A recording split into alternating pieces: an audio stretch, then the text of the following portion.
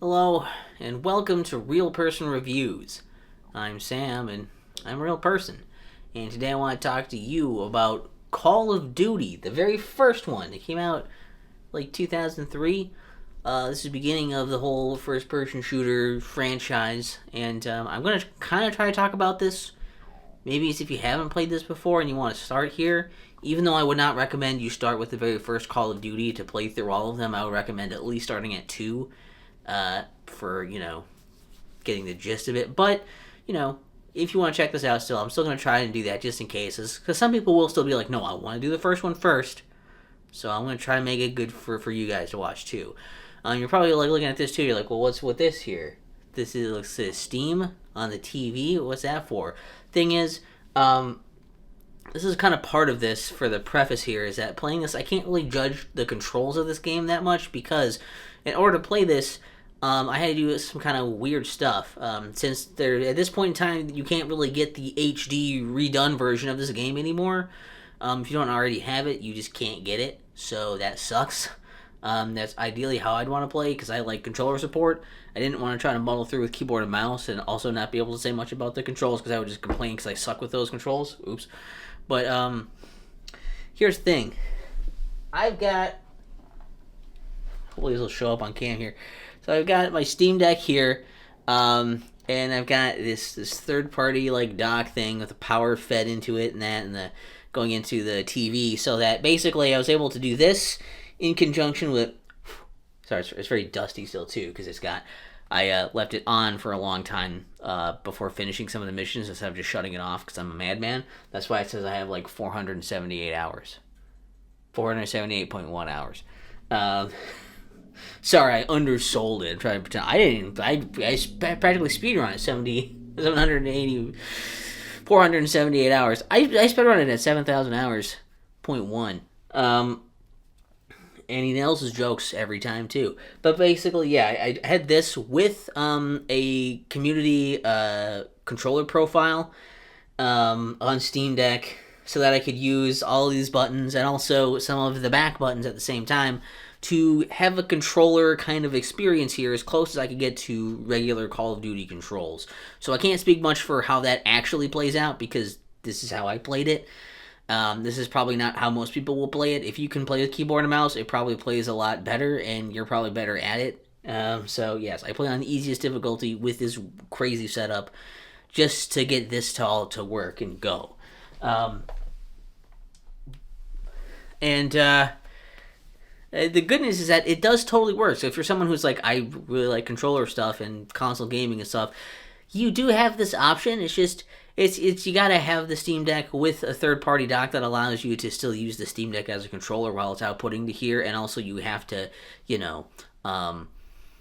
you have to like find the controller profile on here, and but the fact that all that is possible is already kind of awesome. So there's that, and I guess I should move over to the side a bit here because I'm going to probably try the thing again where I throw the footage up on the screen, so it's going to kind of be, my hand goes behind the screen like that. It's because stuff's up here.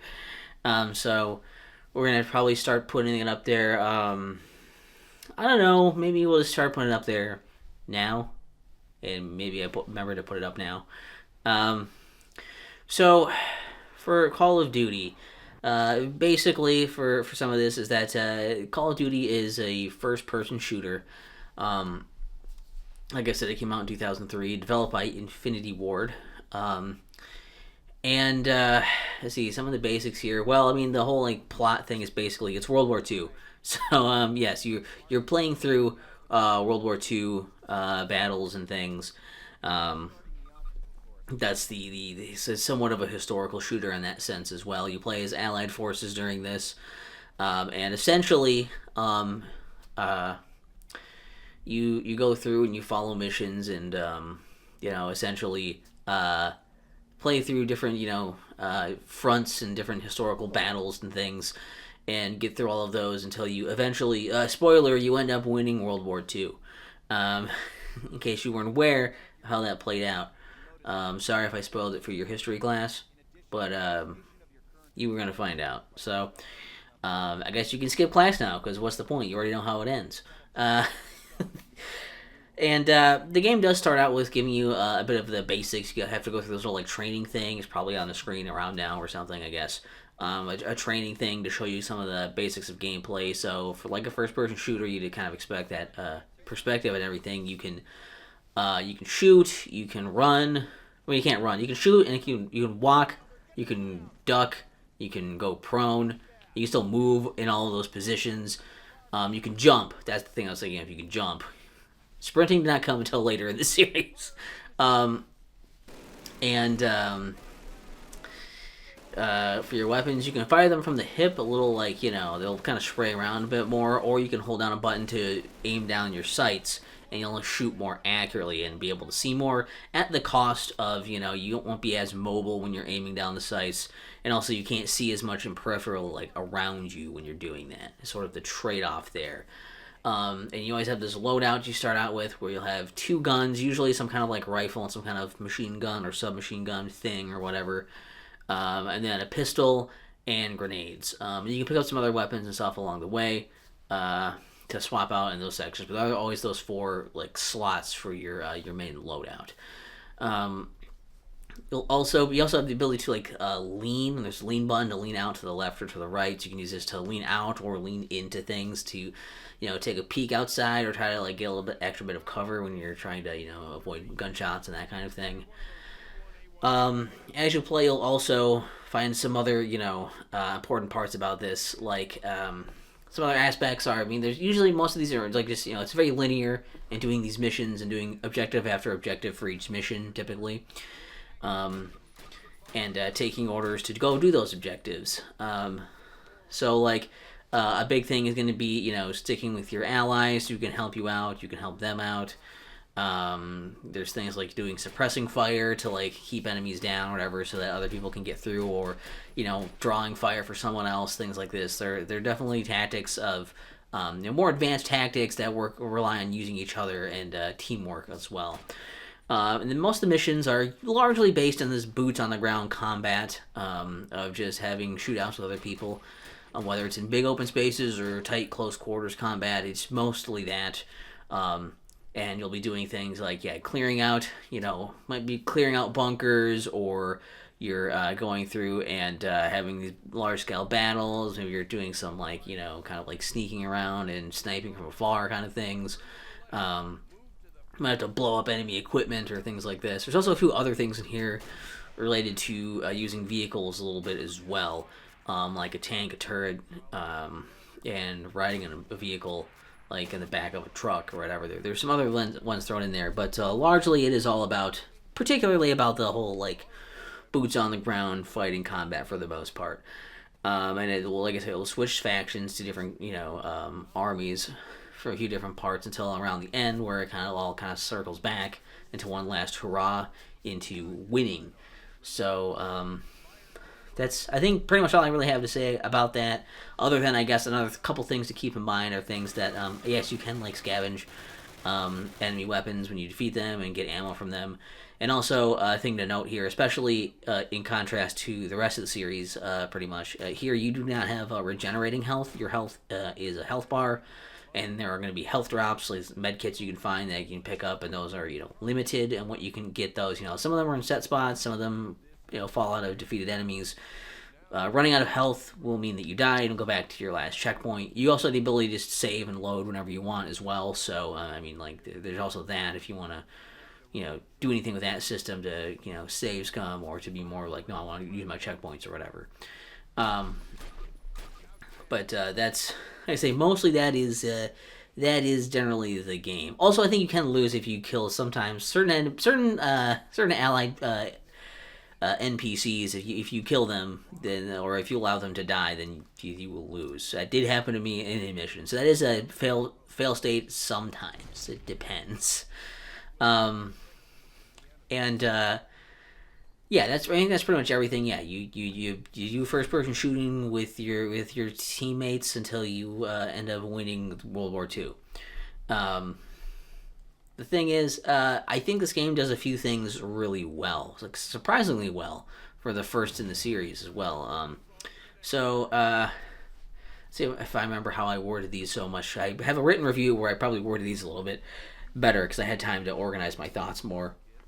But basically, let's see. One of the things I really like about this game is that they do a really good job of like making you feel like you're actually in danger. You're like a vulnerable. Like you're not like some super awesome dude that's able to take on everyone. You know, one man army badass. I'm doing all this stuff, and you know my AI is just kind of there for set dressing for me, or hopefully not a liability at worst.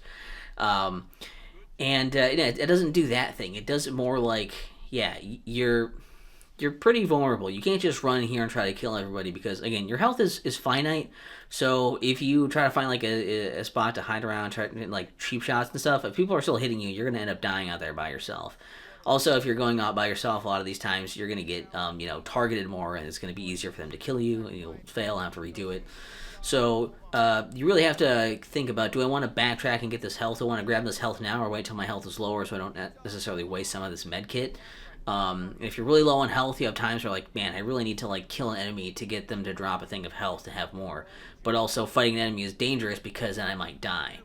And kind of woven into that as well is the mechanics of with your squad and like your allied players, because there are definitely missions where like there's some of the, like they can't really die. They're like story important, so they'll just kind of like keep going pretty much the whole time and do everything for you if you let them.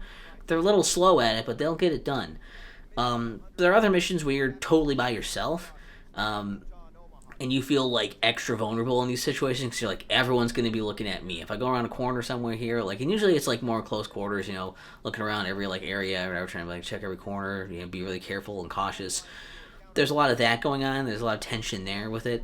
That makes you feel more vulnerable when you're by yourself. And then there's places in the middle where like you can absolutely try and like do a thing of like they're trying to cover you, you're trying to cover them, you can keep everyone alive, it makes it easier to keep going, but it's not a requirement. And I know that because there were some of those missions I did where I started off with allies, and then somewhere around the middle of the mission I kept letting them go in first ahead of me to spot enemies for me and draw fire and stuff, and eventually they all died, so that then the rest of the mission I was just playing by myself again. So like, you do have that option there. Having the option is cool, even if I was a total coward every single time.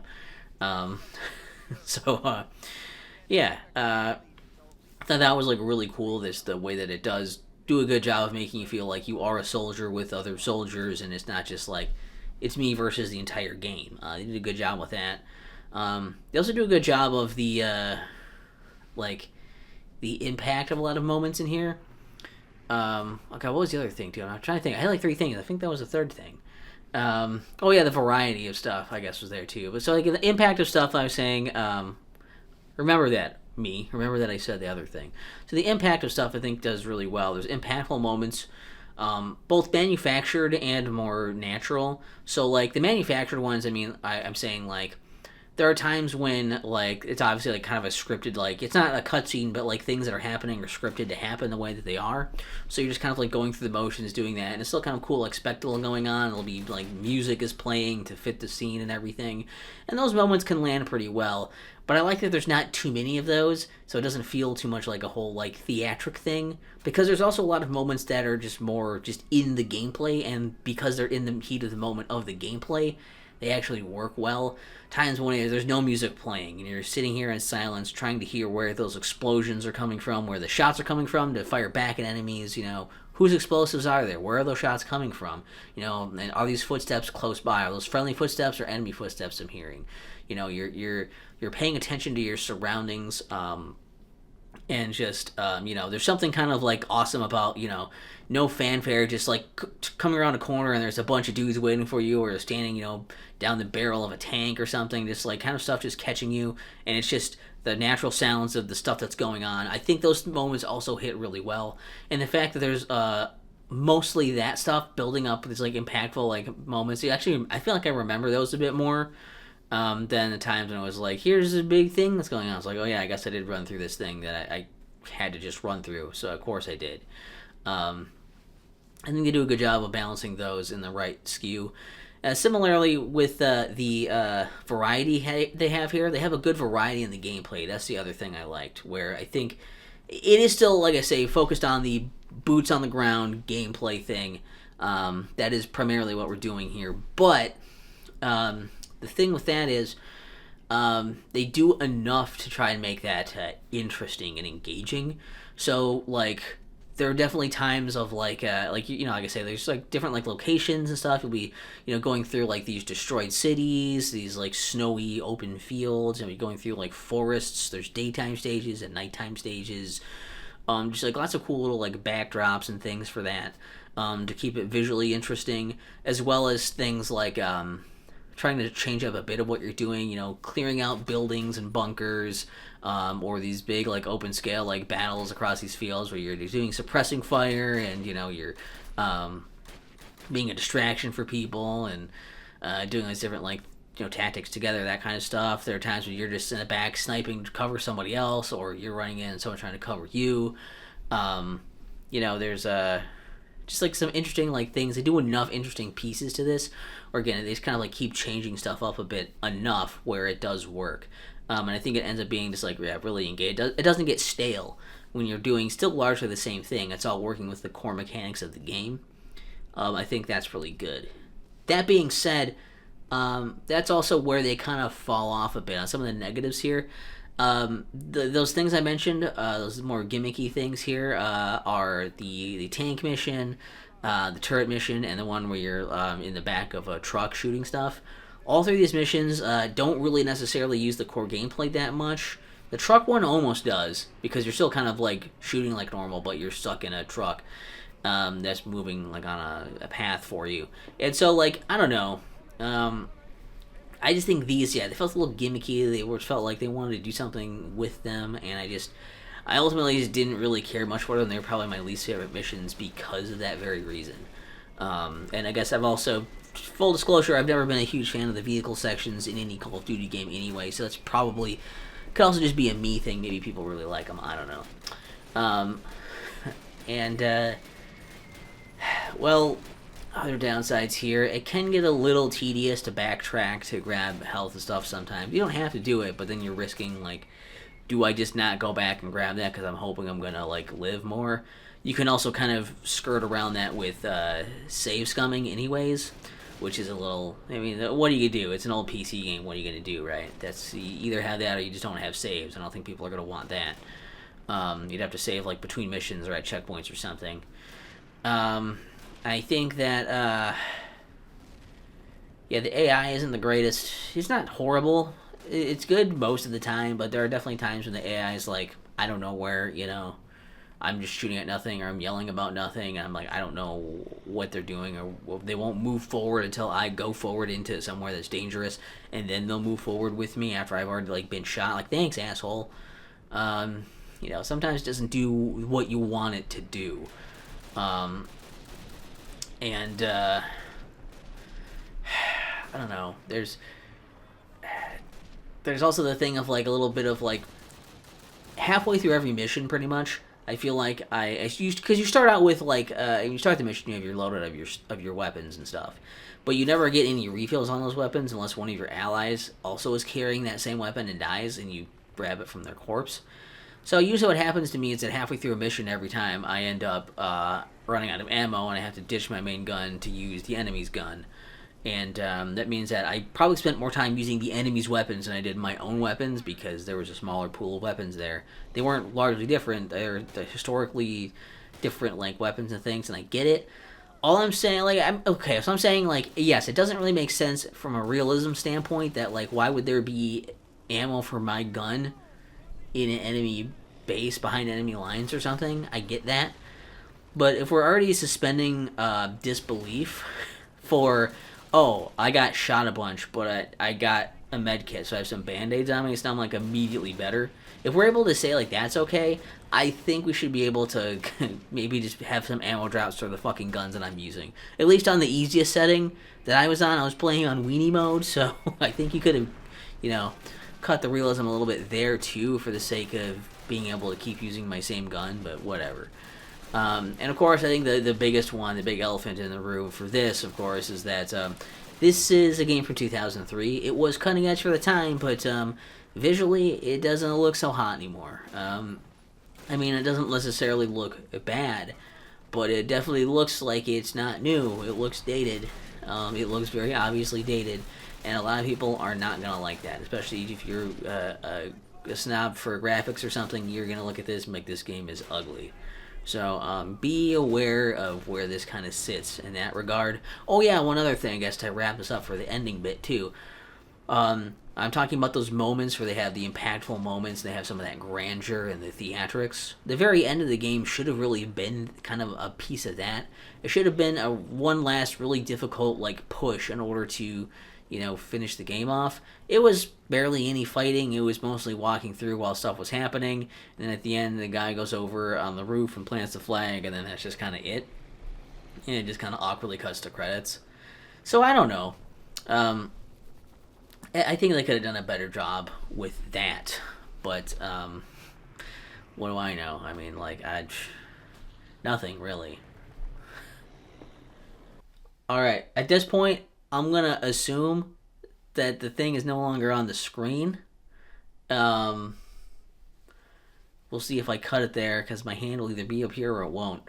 But my screen, only my TV likes to dim because it's trying to not have burn in, so that's why this probably looks dimmer than before the thing shot over that. But that's fine. So basically, I think from wrapping up here, I want to say that Call of Duty is. I liked it surprisingly a lot. I found a lot of things that were enjoyable that I just didn't think that I would, but I ended up having a lot of fun. I mean, it's a little hard to see even with on here, and I don't know, the game doesn't give me a lot of options for brightness and stuff or either, but I might be my display. I don't know. I don't want to knock the game for that necessarily either. Controls could be weird at times, but again, this setup I have was weird, so that's fine. What I will say though, yes, that there's a lot of stuff to enjoy here. I think there's still some really cool things, some stuff that it does well, and I do think that it is worth playing if you can get it easily and reasonably. You kind of are stuck with the PC version right now, which many people will be totally fine with. I do kind of hope they'll make another just re-release the HD one or make a new one or something of the first Call of Duty so it's more accessible for modern console gamers like myself, and just so I can have controller support more readily available and easily. But if you want to see the history, where Call of Duty started, it's still worth checking out for a few bucks. And again, maybe if you're also a fan of classic first-person shooters, this is obviously a very important title. It paved the way for not only later games in its own series, but many other games to come. And I think that definitely it's definitely worth checking out if you're interested. However, I wouldn't say you should go into this looking for a really awesome game. It's probably not going to be cracking your top 10 first-person shooters, but it is still not only is it's still important, it's also still pretty fun to play today. So I had a lot of fun checking out all the mainline Call of Duty games. At this point, I've checked out everything. I've heard rumors that a Call of Duty Black Ops 7 is going to be next, which sounds like a nightmare because we just had Black Ops 6, and it sounds like you probably need a lot of time to make good Call of Duty games. If it's the same people making it as the previous one, I don't think they would have had enough time to do that. So I'm a little wary on that, but I don't know if we're going to hit any other Call of Duty games or not. I still toyed around with the idea of playing something on the DS or something, but I don't know. I don't know if it's worth it. So we'll see what the people say and think and want and what I feel like, but either way, whatever happens, this has been fun. I've enjoyed the ride, and hopefully you guys found it kind of interesting as well. And I think that's about good. And also, I mean, again, I cannot stress enough how janky and weird and stupid this was to play it this way. But I kind of love that it worked, and I want to also just give another little shout out thing to my Steam Deck because I really like this thing. It's a dream system for me, and I feel like I don't express that enough for how awesome it is. I mean, if not for this, I would still be trying to muddle through this with keyboard and mouse and probably have never even beat it. So, I feel bad that I have left this on for many hours and have let it get dusty and also have accidentally stepped on it once. I swear I actually like it. It's just I'm terrible to my electronics and I'm clumsy. And I'm fat. And I know it doesn't seem like it really matters in the whole scheme of these things, but it somehow does. And I can't explain why, but I just need you to know that and know that it's true. Because I said so. I'll see you guys in a different video. Or this one if you want to just want to run it back. I wouldn't recommend it. That sounds like that's the definition of insanity. Not about doing the same thing over and over again. Just the idea that you would watch me twice in a row the same way. Seek help. Good enough.